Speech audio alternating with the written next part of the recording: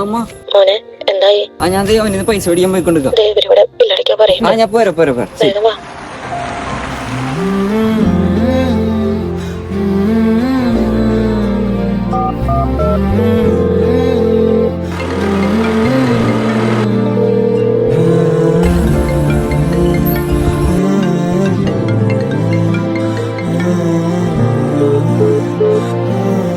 The number you are trying to call is currently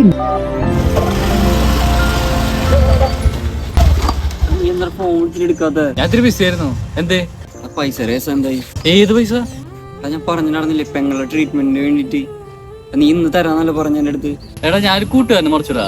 എടാ ഈ നേരത്തെ നീ ഇങ്ങനെ പറഞ്ഞ ആരോടാ ചോദിക്കുക? നീ എങ്ങനെയൊക്കെ എനിക്ക് പൈസ ശരിയാക്കി തരാം. 2 ദിവസം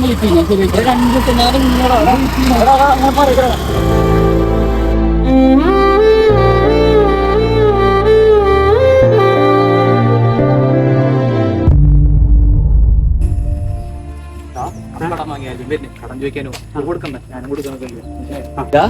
പൈസയുടെ കാര്യമാണോ? എന്റെ ഇല്ല കേട്ടോ.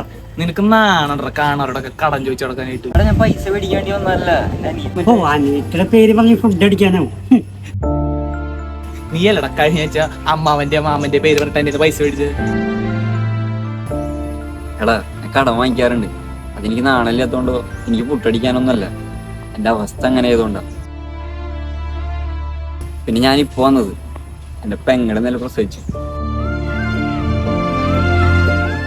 ആ ഒരു സന്തോഷം നിങ്ങളുടെ അടുത്ത് പറയാൻ വേണ്ടി വന്നതാ. നാട്ടിലുള്ള പലരും പലതും പറയാറുണ്ടാ.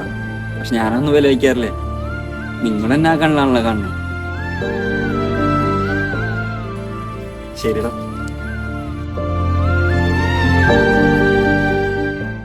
ജീവിതം ചിലപ്പോഴൊക്കെ ഇങ്ങനെയാണ്. ചിലർ നമുക്ക് വിലയിടും, മറ്റു ചിലർ നമ്മുടെ ബന്ധങ്ങൾക്കും.